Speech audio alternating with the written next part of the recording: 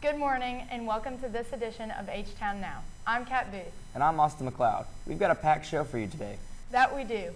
Next week, the Huntington High Wellness Academy will host the annual Family Fun Night.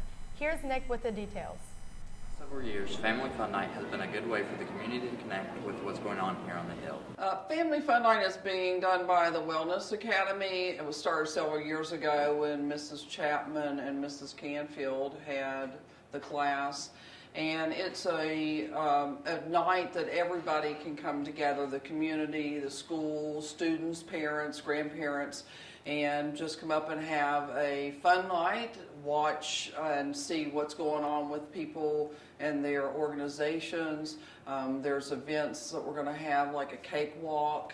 The fire department is supposed to be bringing one of their fire engines up. We'll have a raffle, a 50-50 raffle, where we're going to do a door prizes, so make sure you get your tickets. We'll also have people from the schools, like MCTC, Marshall, and different communities, different of the teachers around that have their classes that are coming and showing something that they're doing. Up on the board here, we actually, the students have been getting donations for us. And so on here we have a list of what we are getting and what we hope to get. So we do have something coming from Cold Stone Creamery. We have a couple of silver necklaces to give away. Walmart is possibly going to donate us a television, and we might get a membership from Planet Fitness. We also are looking to have maybe some gift cards from Starbucks, Walmart, Kohl's, those type places. So there's going to be a little bit of everything for everybody, and we hope everybody will come by and join us. Sure looks like it'll be a good time. See Mrs. Chapman for more details. The Huntington High Theater Department is at it again, this time putting the H-Town spin on one of Shakespeare's classics. Austin, you were able to get the inside scoop on the theater department's newest production. Let's see what you found. Well, we have an extreme lacking of guys in the theater, so I just said, why not, basically, and tried out for it. And here I am, the man, the myth, the legend, Romeo. Well, I walked into theater my freshman year, and I realized it was just this kind of safe space, and it was really nice. And how's it impact my future? Not by a lot. I mean, career-wise, I'm not going to go into theater in college or anything, but I do plan on using the communication skills, other things. This production means a lot of stress. For the past 3 weeks, I have been more stressed than I've ever been in my life, honestly. I'm not a stressful person, but this brings it out in me. I feel like the main reason why I wanted to try out for this production is because it's one of my last shows, and I just really wanted to participate in one of these last senior memories, and I really love the cast and crew. I love Mrs. Freeman, and I love being up on stage and making other people laugh. I feel like the biggest goal for this show is to teach the freshman class about Romeo and Juliet, but with different aspects. With this show, we are having music with it, and I think it'll just really bring the picture to life for the freshman class so they can understand everything better and really get a feel for what Shakespeare meant by this play. I feel like it's a really awesome thing. I have loved every minute of it, getting to see everything unfold. It's been really nice to be the dance captain and work with everyone on that. So I really loved being in this show and getting to help Mrs. Freeman get everything together. Working ourselves to death is how we're preparing for the show. Not only are we rehearsing daily from either 3:30 to 6:30 or 4:30 to 7, and then some nights we've even had a dinner break. We go from 3:30 to 5, have a dinner break, and start back at 6 and go till 8. I mean, it's been really time consuming, but it's the beginning of the year, and at the beginning of the year, kids really aren't ready for this much work, especially Shakespeare. And so we've been working nonstop. honestly, I think, every time I say I think the students will love it, I have no idea who will like it. But when I did this at Huntington Outdoor Theater, we did Romeo and Juliet with modern music, which actually was my husband's idea, and Mr. Mark Smith, my musical director.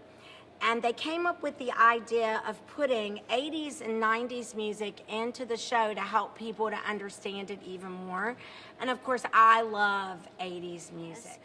And I think you're just really going to enjoy the music a lot. And it'll help you understand the lines, because Shakespeare's a little difficult to understand.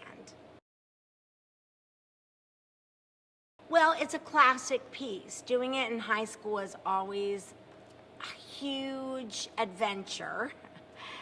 And sometimes, some days are more positive than others. But anywho, it does stand out so much because Shakespeare, it's important to understand him. And all my life, I fought directing Shakespeare until I did Romeo and Juliet, and I fell in love with Shakespeare. And I think to appreciate literature, all literature, you have to understand Shakespeare too. Finally, a way to understand Shakespeare. Putting a modern spin on a classic author makes a major difference. Be sure to check out Romeo and Juliet. Tickets go on sale next week. As everyone knows, this year's election year, we have seen tempers flare between the two candidates, which has caused a major divide between people of differing opinions. But one senior at HHS is looking to bridge that divide. Michael had a chance to sit down with Joseph Tuma and talk to him about his senior passion project. Let's see what he found. I'm here with Joseph Tuma today, the co-founder of Bridge the Divide. So what is Bridge the Divide? Bridge the Divide is an organization that I've started both for my honors program, passion project, and just something that I have done on my own to help fix the political climate that we're facing today. And I noticed, along with several others that I was at a program with this summer, we noticed that there is this great tension and this great divide within American politics that needs fixed. So we came together and decided that it was time for the youth of our country, who often start these movements, to start something that will make a change. Well, what do you hope to accomplish with it? Just like what I said, we really hope to end this political intolerance that we're facing in the United States today and around the world. We already have members and people that have engaged with the website in over 20 different countries. So we're not only trying to fix the divisiveness of American politics, but we're also trying to bring the world together and help everybody understand that we're all human and we're all in this together in the long run. Something else that I'd like to point out, we're not trying to get people to come to the middle. We're not trying to tell Republicans that they should become more moderate or tell Democrats that they should become more moderate. We're just telling them that they should understand each other more and listen. And I think that's a key thing, is just listening and trying to see from the other perspective. So that's the big goal of Bridge the Divide. How do you want to achieve it, though? So on the website and in the organization, we have a couple different ways that we're trying to achieve this. Number one is op-ed submission. So online, we have over 30 pieces thus far that people from around the world have submitted on a variety of political issues. And this can range from climate change to abortion to tax policy. So we have these students in high school and college from around the world that are submitting these pieces, and they're sort of putting their opinion out there. And that's a great way to just voice your beliefs. It was a great success. And as I said, we're young. We just started a couple months ago, and for one of our first discussions, that was a great success. Well, thank you, Joseph. Thanks for taking your time out of the day to sit down and talk with me certainly. about this. Back to you guys. Keep up the good work, Joseph. Speaking of good work, we decided to take a look at one of the most successful institutions at Huntington High. That's right. We got to take an inside look at a team that has made it beyond the state competition and made it to the national competition for 2 years straight. Chip and I got the inside scoop on the Science Olympiad. What exactly is Science Olympiad? Science Olympiad is an opportunity for the high school math or science people who really enjoy competing and doing science work to go to a national competition to compete against other schools and mainly other states in the United States. What do you enjoy about Science Olympiads? Just being together as a team, doing what I love, which is science, and it's great to share the experiences that you learn with other people all across the nation, really. What made you want to join in the first place? In 7th grade, my science teacher, Miss Haynes, told me about it, and at first I didn't know what it was going to be like, but I was really interested in science, so you know, I took it up, I started doing it, and we had a really great time. We went to nationals. So what are your expectations for this year? Well, last year we didn't do as good as we like to, and this year I think that we have a good team. I think we're all working on it a whole lot earlier than we did last year. I think that we should be able to come out with at least, I'd like to see us in the 40s and the low 40s of all the states. And there's 60 teams of the states. Some states bring 2. So hopefully we get down to the 40s at least. This is only the 3rd year that West Virginia's had a team.